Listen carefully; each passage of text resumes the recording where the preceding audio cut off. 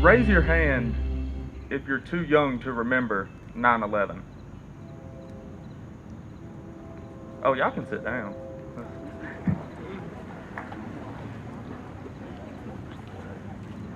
Raise your hand if you were not born. I've got to tell you, that's so amazing to me. It's profound that something that was so important to me, y'all don't even remember, and you're really not that much younger than me. I think it's crucial that everybody has at least some memory of that day. For those of you that don't have one of your own, I appreciate you letting me share mine with you. I was 5 years old, and I had just started kindergarten at L.J. Bell Elementary School. September 11th was really just another day. It was snack time, and I was sitting on the floor eating some vanilla ice cream. We were watching cartoons on the TV. The teacher made an announcement that she would be going to the workroom to make some copies, and while she was gone, we were supposed to sit there and watch TV quietly. We had no idea that in the next few moments the entire world would change. No sooner did my teacher leave that classroom,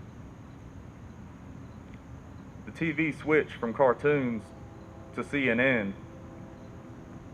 The newscasters, they talked about this horrible accident that somebody had somehow managed to crash a passenger jet into the North Tower of the World Trade Center. But we would soon find out that that was no accident. The cameraman zoomed in and we could see the smoke billowing from the North Tower. And we could see the individuals sitting on their window sills debating, would it be better to stay inside and burn alive, or to jump some 90 stories to their deaths? They sat there and they soaked in their last few moments of life before ultimately making that decision to jump. They'd fall for what seemed like forever until disappearing behind the New York skyline. And we knew that in moments they would make contact with the streets and sidewalks. They jumped for what seemed like forever, first just a few at a time and then in groups.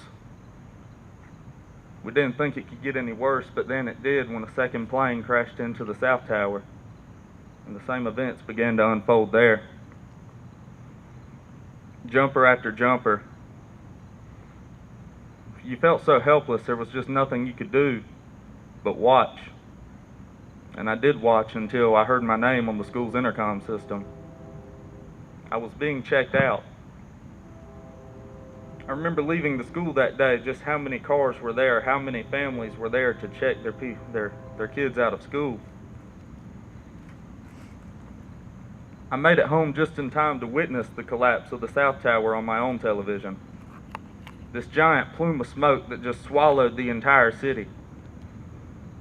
I saw footage from the ground, people running amongst the ash, covered in soot and ash. They looked like they themselves were a piece of this great fire. It was horrific. I prayed. I said, Lord, please just don't let that North Tower fall. But it soon did as well. The city all but disappeared behind this giant plume of smoke. The footage would soon transition to the Pentagon, where they showed firefighters battling the blaze there, and I remember being so thankful. Just so thankful that the Pentagon was not a tall building, because I didn't want to see any more people jump. I'm not sure I could have seen any more people jump. But most humbling of all was when they showed the smoldering remains of a flight that went down in Pennsylvania.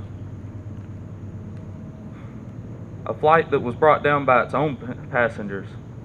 Everyday people just like you and me who became heroes when they decided to make the ultimate sacrifice and bring themselves down to stop another attack. Only God knows how many lives they saved that day. I can't imagine being put in that position, but I'm so thankful that they were there and able to make that decision. I had questions. So many questions. Everybody had questions. And there weren't really many answers. I know it had to be so hard for my mother to try and answer all these questions I was asking, but there's one that just still haunts me. I said, "Mom, were there any babies on those planes?" She looked at me, she said, "Anthony, there were all kinds of people on those planes. I'm sure there were some babies." Y'all, I saw a lot September 11th, 2001, and there's some that say I shouldn't have. That children my age should have just been sent to their rooms to play with their toys, that we should not have gotten a taste of the real world that day, that it wasn't healthy. They might even say that you're the lucky ones because you don't ever just close your eyes and still see those buildings falling or the people running. That you don't ever play that what if game. What if I was on that plane, or what if I was in the top story of one of those towers? They'd say you're the lucky ones, but they're wrong. I'm the lucky one. Because although it brought me so much pain to see the country I love fall to its knees, I had the honor of watching my nation stand back up. I tell you truly that in the wake of this horrible tragedy, these petty issues that we deal with today, they were gone. There was no such thing as white or black or Asian or Hispanic. Nobody was gay or straight or Republican or Democrat. There were no men and women. It didn't matter if you were 100 years old or just a 5-year-old like me. In the wake of this heinous act, we were all one thing: Americans. It was the first and the last time that I saw the United States united, and I would give anything to see that again.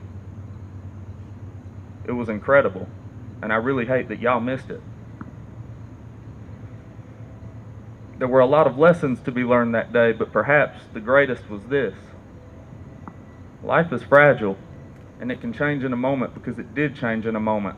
September 11th, 2001. It's worth noting that the 3,000 that lost their lives that day, they all had plans for a tomorrow that would never come. They had plans to go home and visit with their families, eat a hot meal, go to bed, wake up the next morning and do something, but it didn't happen. And that's why things like this just don't really work. If you really want to honor that loss, it takes so much more than this. A ceremony and a moment of silence once a year, that's nice, but it doesn't actually do anything. If you really want to honor that kind of loss, that magnitude, it's going to take work on our parts. We have to make the conscious decision to live the lives that they lost, the lives that were stolen from them. We have to put our differences aside. We have to love each other despite those differences, and respect one another despite our own personal opinions. We as a nation, we have to unite, because we are, after all, the United States. You see, the individuals responsible for those acts, they would like us to forget that. They would like us to forget that we were ever the United States, that we're the land of the free and the home of the brave, the land of equal opportunity. They would like us to forget that this is where all men are created equal and endowed by their Creator with a certain set of inalienable rights. They want us to forget our morals, our standards, our values, the very things that make America the great place that it is. You see, the idea of terrorism is not actually to kill people, it's to kill ideas. Because then and only then can their evil prevail. Then and only then would those attacks even hold merit. But for so long as we are here as one people and one nation, those attacks are nothing but pointless. We cannot choose to let their evil prevail. For so long as that flag flies, evil cannot prevail. So long as that flag flies, we must remain one nation, under God, indivisible, with liberty and justice for all. I thank you all for